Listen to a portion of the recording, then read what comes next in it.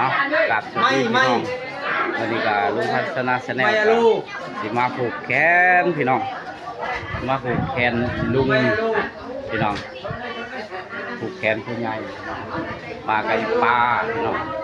มาไม่ปากมากันแล้วพี่น้องสบายดีพี่น้องวันนี้ก็ไม่ปากก็มาซอยเรียกแล้วลุงมากันพี่น้องเพราะว่าเพิ่นจะเป็นผู้ใหญ่เนาะพี่น้องมาป้าก็ได้อีลุงกับอีป้าก็เลยสารามาพี่น้องมาผูกแขนปีใหม่พี่น้องเป็นการพิธีให้พ่อให้แม่ว่าสั้นซะแล้วก็สิว่าเราก็ถึงปีใหม่เพิ่นก็สิผูกเชิญมาเลยไปเบิ่งกันเนาะพี่น้อง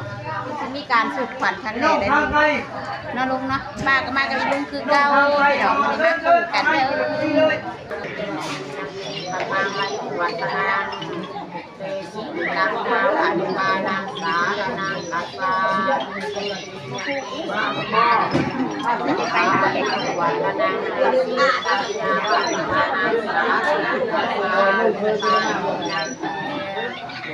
ทางอายุวัฒนังเตชิตังยาวันิพานังสารนังตัสสะตาลีจังตีปัจจัยวัฒนังเตชิตังยาวันิพานังสารนังตัสสะตาลีจังตีสัมภารุวัฒนังเตชิตังยาวันิพานังสารนังตัสสะลูกมาแต่ผู้น้อย30พ่อน้อยลูกมาแต่ผู้หลวง40พ่อหลวงลูกมาแต่ผู้เฒ่า50พ่อเฒ่าลูกมาแต่ผู้หมอ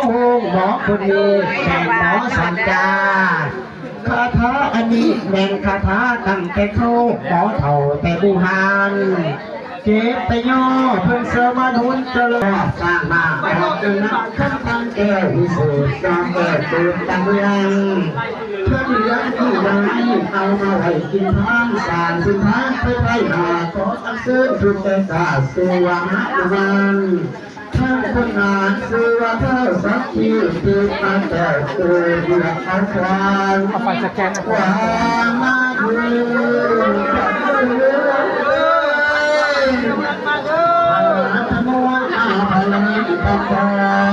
ถ้าเกิดมาน้องร้องเจ้าอยู่สลาน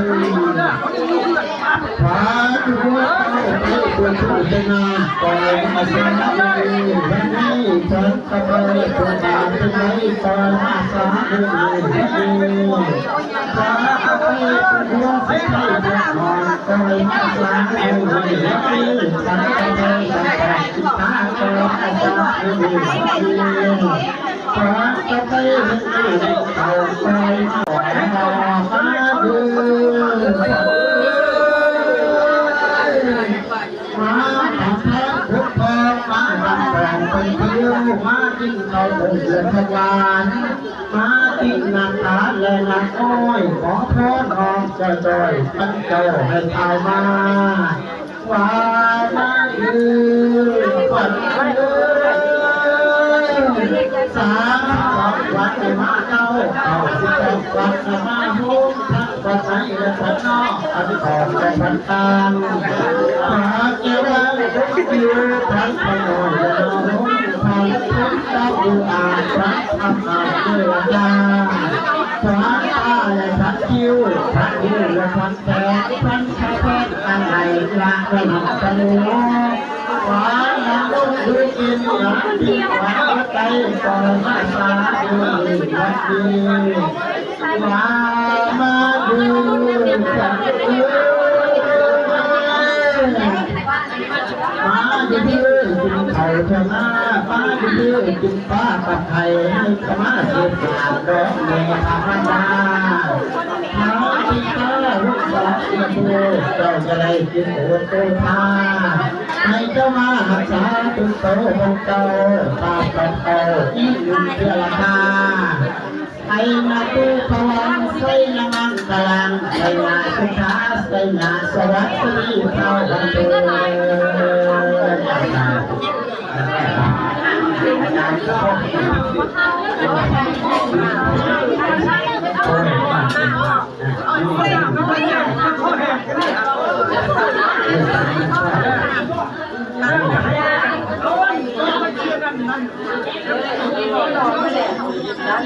ใ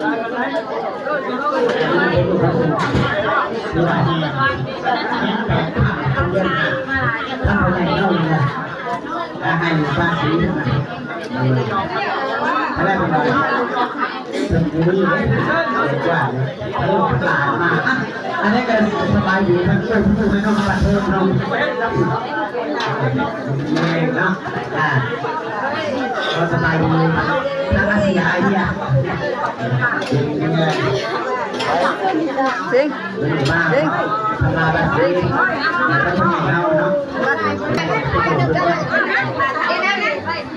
ต้องไปป้า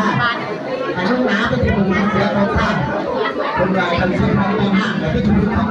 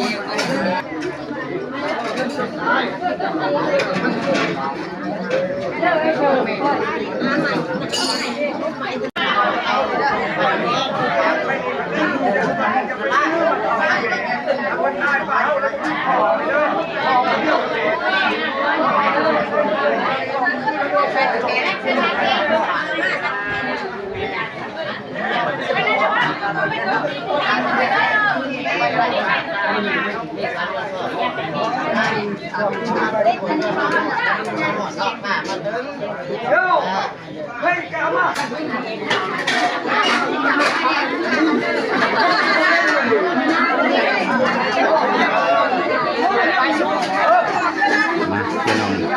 มันนี่ก็มาปามมาผูกแขนลุงใหญ่พี่น้องพี่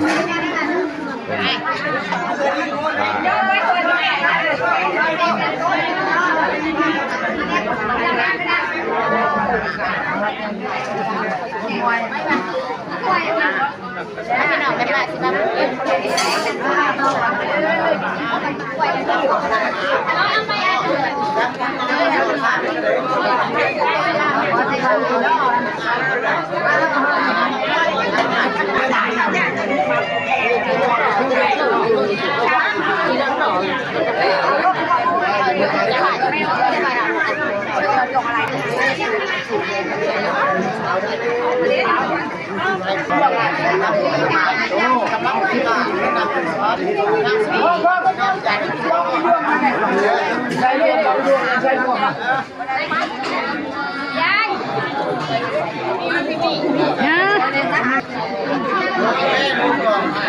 ป้าไปผูกแขน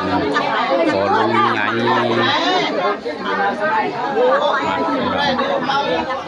งกั